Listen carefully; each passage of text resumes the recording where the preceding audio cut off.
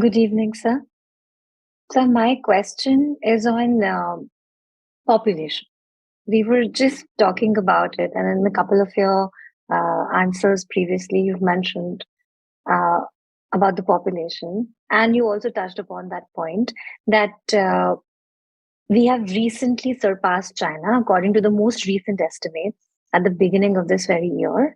And currently, India's population stands at around 1.4142 billion people.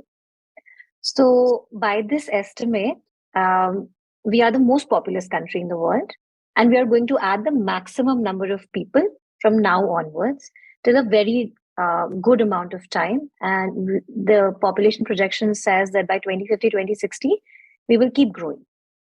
Um, so, in many of your videos, many of your talks, you have always mentioned that how population is at the very root of so many societal problems, so many environmental problems, so many problems related to the planets.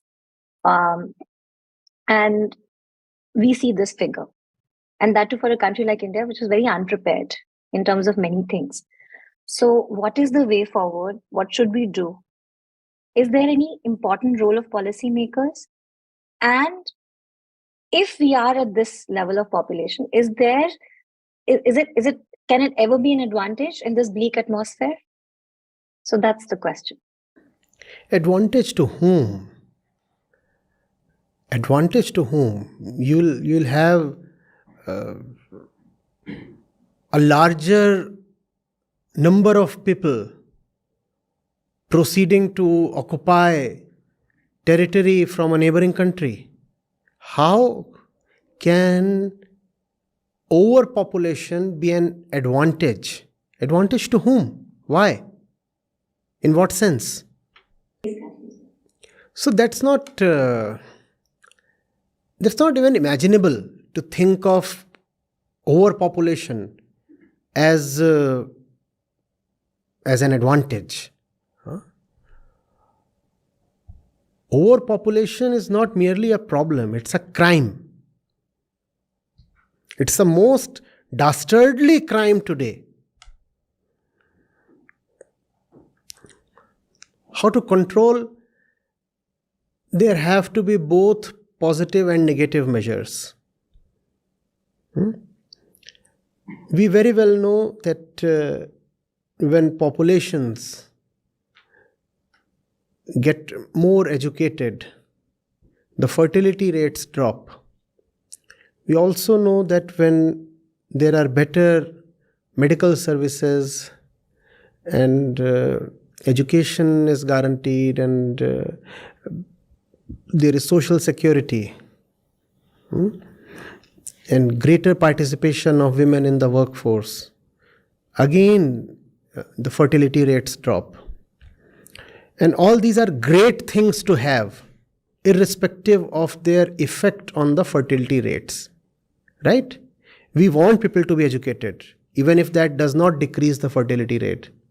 We want women to be empowered and to be financially independent, even if that does not decrease the fertility rate. So all these are virtuous goals that come with the added benefit that they have a sobering effect on the fertility rate. So these are the positive measures we must take. On the negative side, on the disincentivizing side, you must not be subsidizing people who choose to have more than 2 kids. The government must say, on one hand, I am ensuring that the 2 kids that you have will have great health and great education, and I stand as the underwriter. We'll provide schools and we'll provide hospitals. So once we have done that, we do not want you to have a 3rd kid.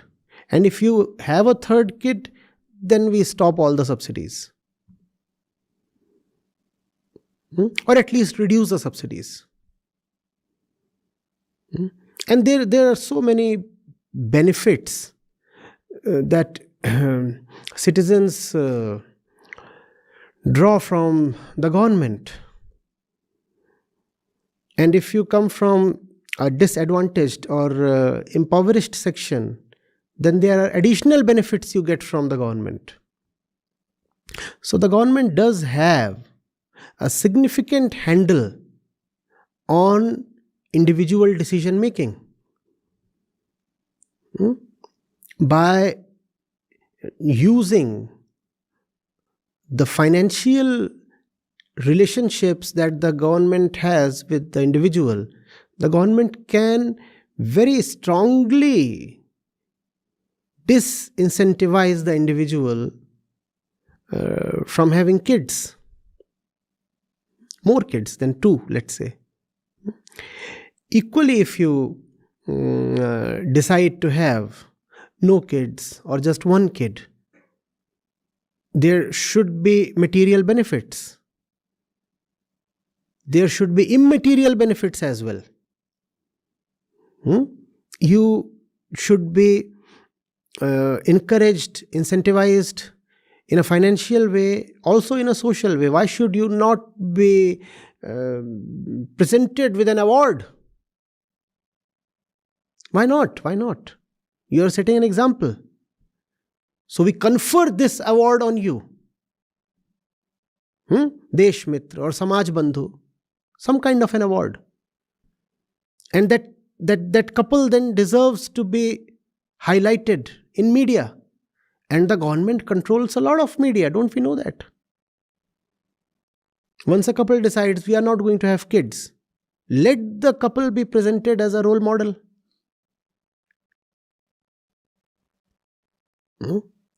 So there is a lot that can be done. And you do not need to take draconian measures like at the time of emergency. You do not need to forcefully sterilize people. That's not even needed.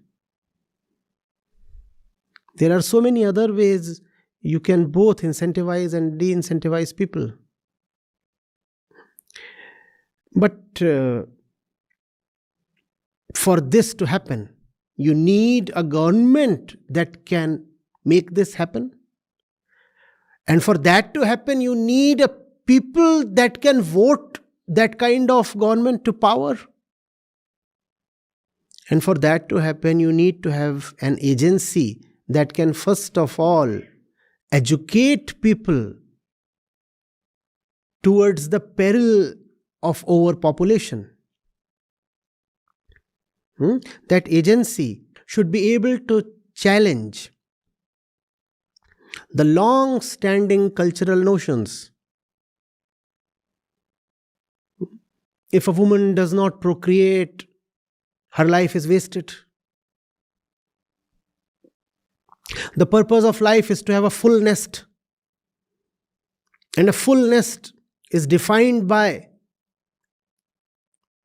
the abundance of kids in it.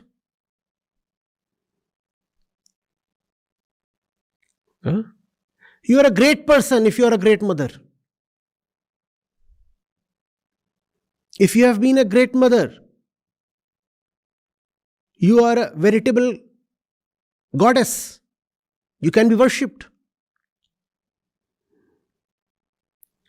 So the population will first of all have to be educated in a spiritual way so that we realize that procreation is not the purpose of life.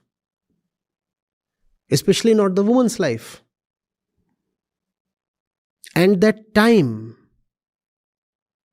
golden time, peak time, precious time, spent taking care of the babies is not particularly great investment. Come on, let's be bold and honest enough to say that upfront. There is no great virtue or value in changing diapers and washing diapers and catering to all kinds of animalistic needs of an infant. There is nothing great about that. It does not even require a person of high consciousness to do all that. Even animals do all that. So let the woman know very clearly that if she is wasting years and years behind a baby, she is actually wasting her life.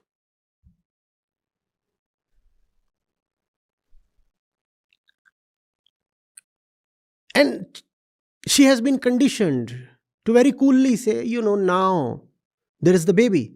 So how can I continue working? 6 or 7 months before childbirth, some of them take leaves. And then they don't return to the workplace for the next 4 or 5 years, sometimes even 10 years. Sometimes they never return at all. They need to be very clearly told without mincing words, even if it hurts and offends, that they are wasting their life. The patriarchal society has placed such a great value on motherhood that women do not feel bothered at all, harmed at all,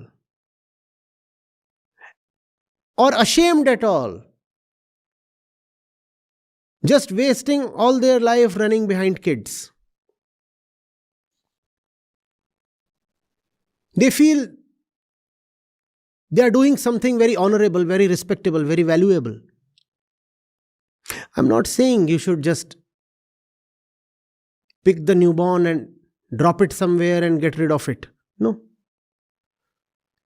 But you should know very well that time spent on the newborn, time spent on child raising is not a particularly great investment. And you have limited time as a human being.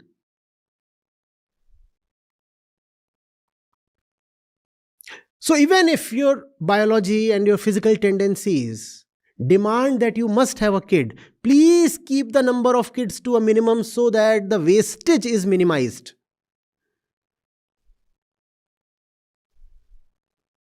The time spent on one kid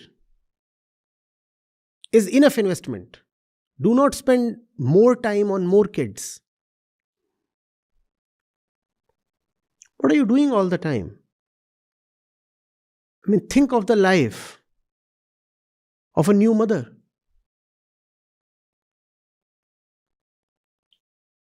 Think of her life.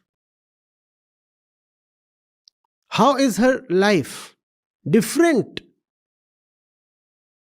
from the life of any other female mammal that has newly given birth? Think of a buffalo or a goat.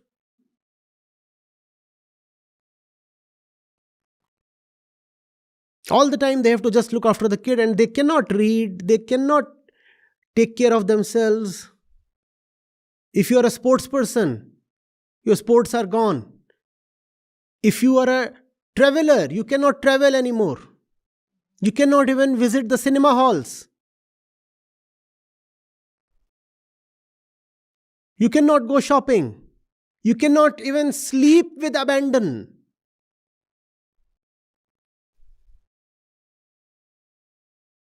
All the time you have to be tuned in.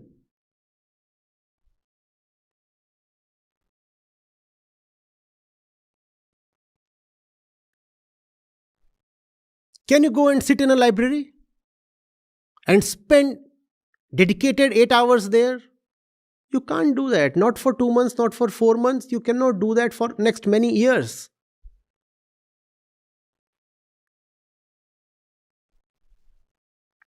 What about your dance classes? What happened to your swimming schedule? You were a champion swimmer. What happened to your tennis matches? You are so fond of challenging everybody around.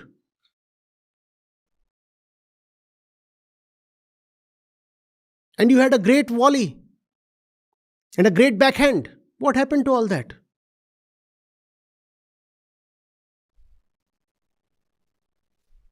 And you used to sit and continuously think and meditate on the great questions of life.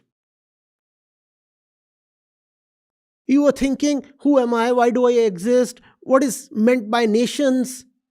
Why is society organized the way it is? Those movements used to be your internal bread and butter.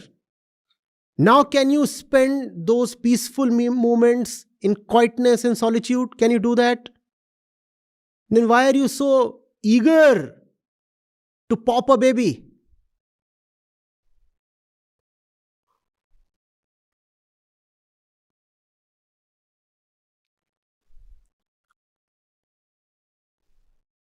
The baby is the master, the mother is the servant. That's obvious. For many long years. And that's a biological connection. And the same biological connection will mean that once the baby grows up, he'll have his own life. First 3 years of his or her life, when the mother invests practically everything she has into the baby doesn't have any memory. Nobody remembers the first 3 years of his life. And that's when your mother has been doing the most for you. And you don't remember that. You cannot remember that.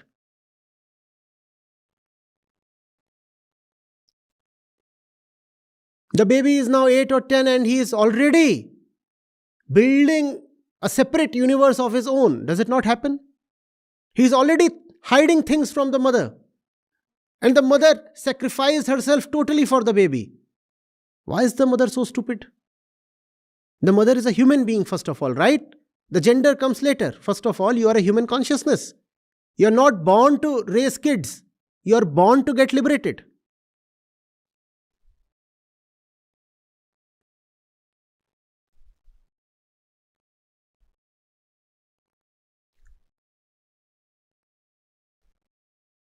I look at women. On one hand,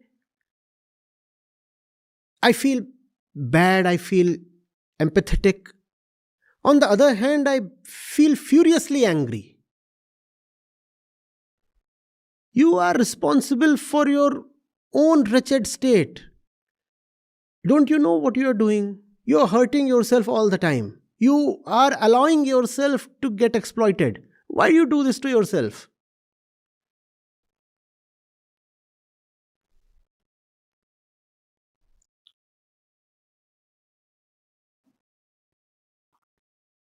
The scholarly student becomes a wet nurse.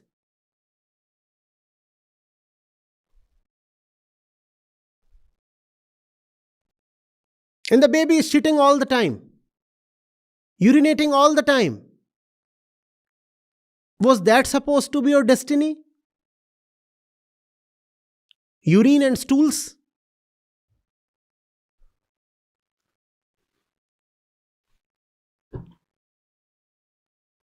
And breastfeeding? That's what you are born for?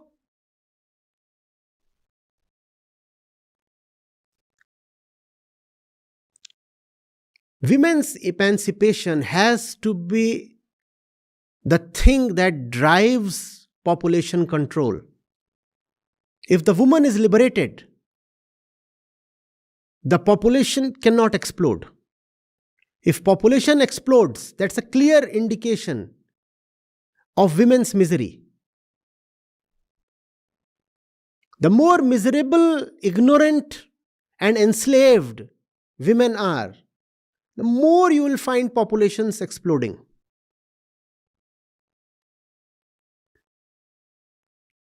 See, practically, man has zero role in the process. Let's face it. He impregnates and gets away paying a very small price. In fact, in some sense, his own beastly tendencies get satiated. Now the woman is confined to the house. So she has been now domesticated, like a pet mammal. Now she becomes even more easier to control.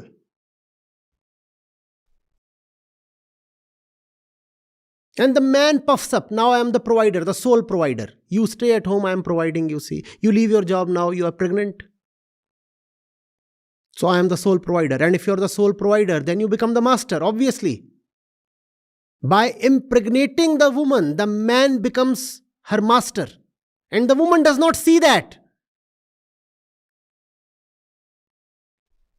Just emotion, emotional foolishness.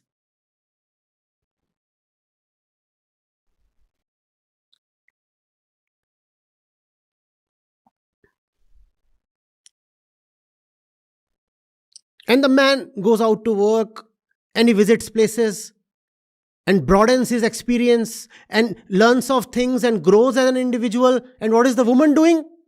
Cleaning shit and breastfeeding and preparing bottles and rushing to doctors.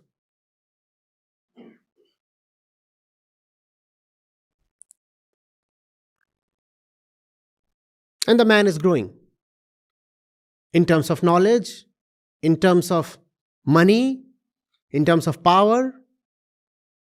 And the woman is rotting at home. That's population for you.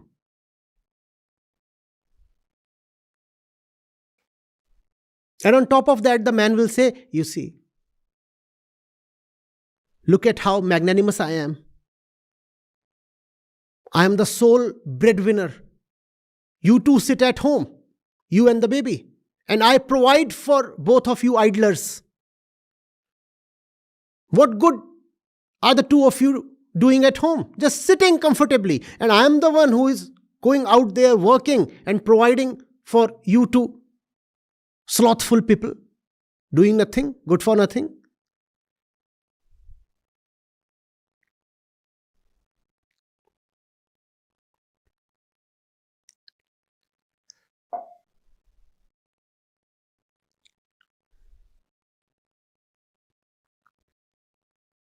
But she has her moments of bliss. She looks at the baby and forgets her trauma. She says, see, can there be a higher bliss than the smiling face of my little one? Yes, ma'am.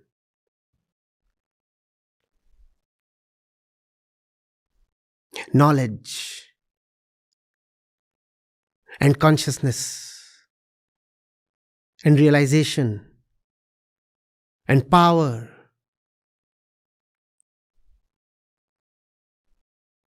These are much, much higher joys than the smiling face of your baby.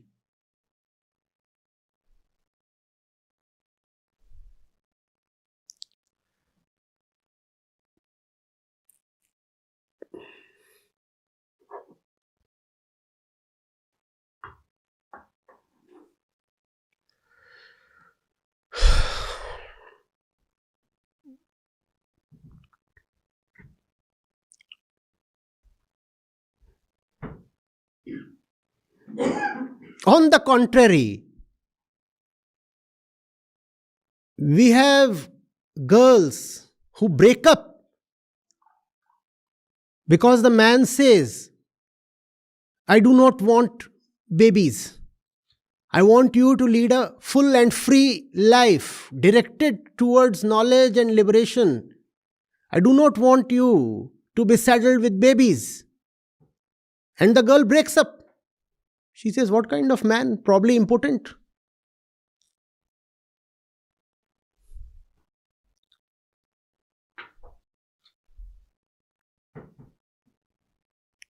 Six weeks into the relationship and she starts clamoring for marriage. 6 weeks into the marriage, she starts clamoring for.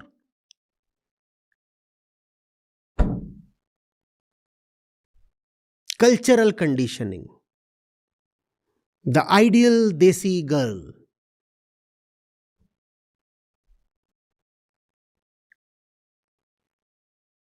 And there would be so many who would actually be celebrating that we are ahead of China now.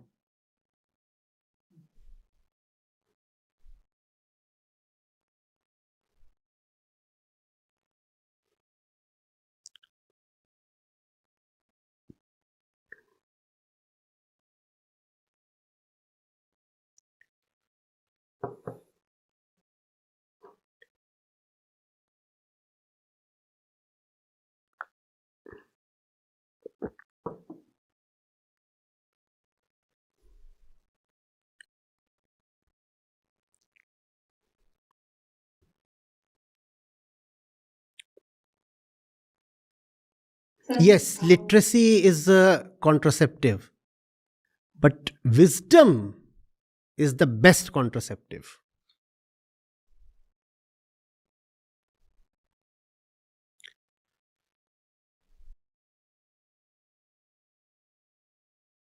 Hmm. Sir, this is exactly what I wanted to point out, what you just said, because I was looking at some of the numbers, and this is very true that as the literacy is going up, the TFR is falling.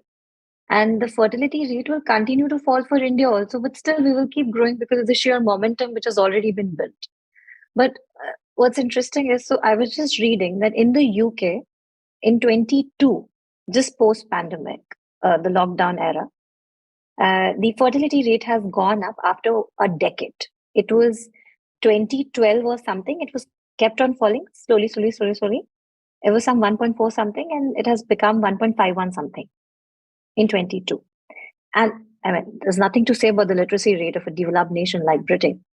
So, point is that as you just very well mentioned, that education itself is not enough. Given the time, freedom, and the thought to wander, people did enter into this sort of a thing in which they thought that they are free enough to have more children, and they utilize this time to do exactly. And this figure is also true for many other countries. Maybe they didn't reverse the fertility. Also, one more thing. It's not just that the COVID period gave them a lot of free time, leisure time, and hence the fertility rates went up. It's not just the time factor.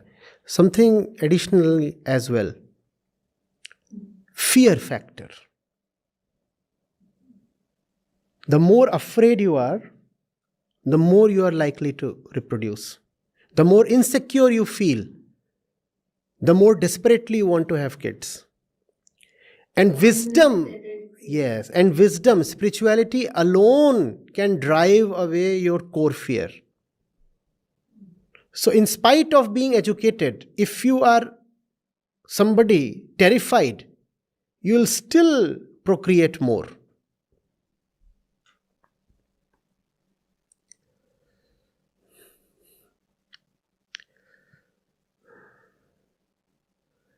I could speak endlessly for hours. We have yet not talked of the impact of population, human population, the population of this one species on the populations of the millions of other species, billions of other species. We have not talked of what it means to have one additional Homo sapiens on this planet, what that means to the other species, what that means to the planet itself and its entire ecosystem. We just talked keeping human beings at the center, especially the female human being at the center. But if we could widen the perspective, you will find human population is the biggest curse on this planet. The day a human baby is born, entire existence weeps and mourns. The day a human kid is born, rest assured, entire existence is weeping and goes into mourning. That's the impact of one human birth. And still, I don't know. It's all very appalling. I'll stop here. Thank you very much. Thank you.